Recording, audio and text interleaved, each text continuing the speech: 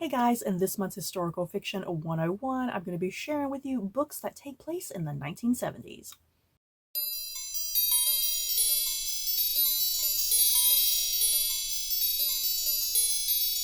So I guess that's pretty self-explanatory. This is going to be all books, historical fiction, that take place in the 1970s.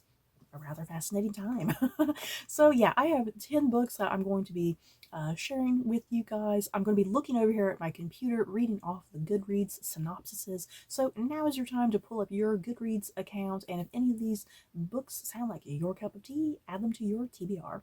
So, first up, The Great Alone by Kristen Hanna. So, we are in Alaska, 1974. Ernst, I guess is how his name is pronounced, Ernst, Ernst Albright, a former POW, comes home from the Vietnam War a changed and volatile man.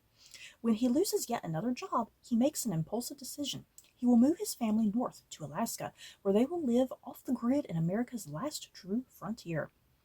13-year-old Lenny, a girl coming of age in a tumultuous time, caught in the riptide of her parents' passionate, stormy relationship, dares to hope that a new land will lead to a better future for her family. She is desperate for a place to belong. Her mother, Cora, will do anything and go anywhere for the man she loves, even if it means following him into the unknown.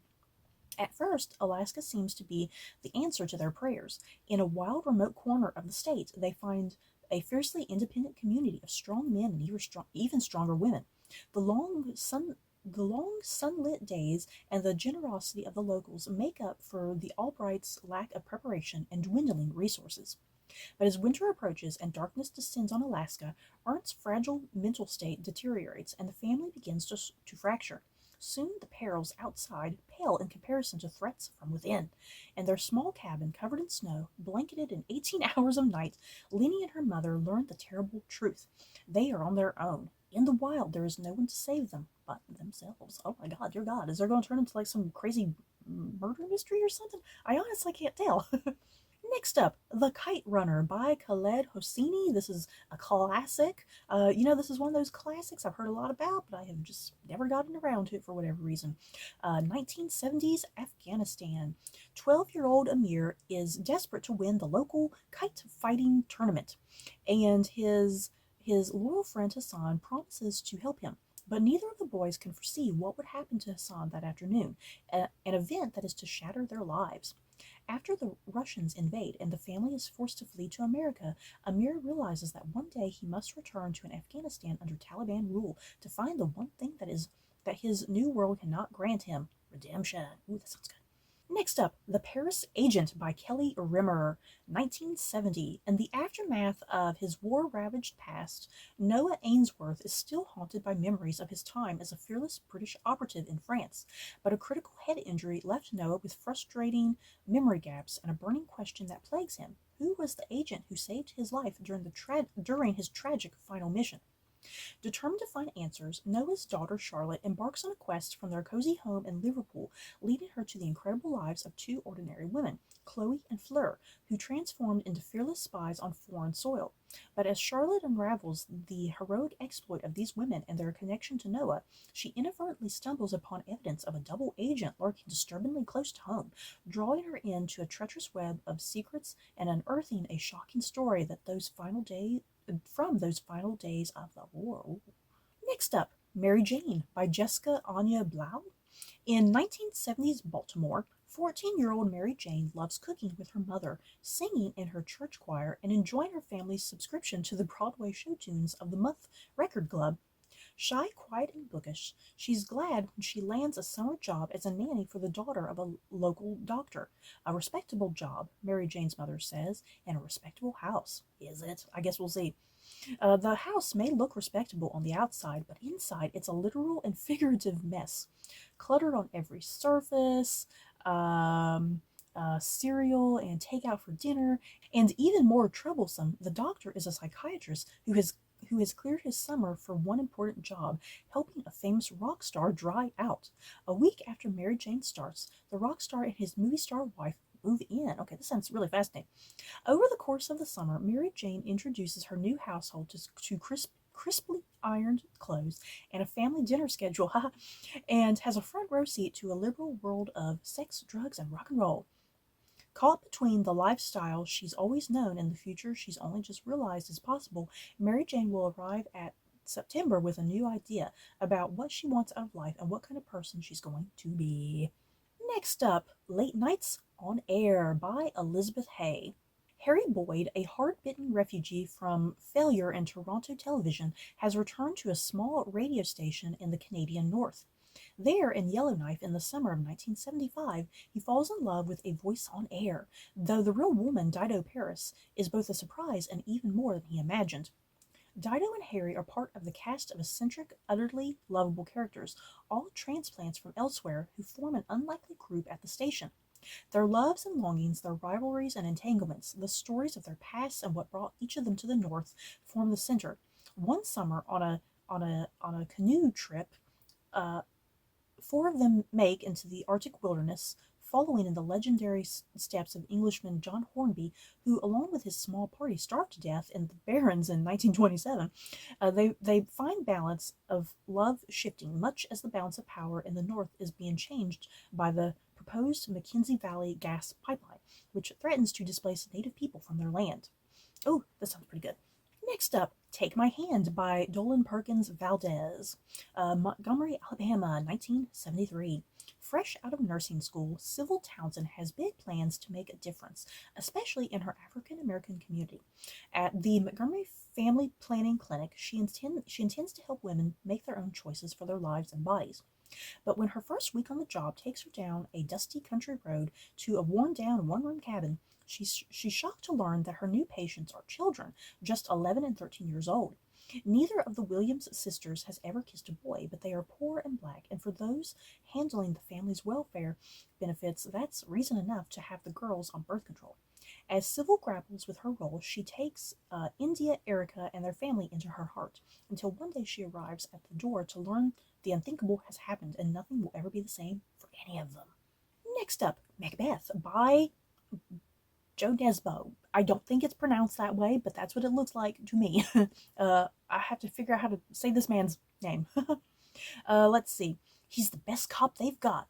When a drug bust turns into a bloodbath, it's up to Inspector Macbeth and his team to clean up the mess. He's also an ex-drug addict with a troubled past. He is rewarded for his success. Money, power, respect, they're all within reach. But a man like him won't get to the top.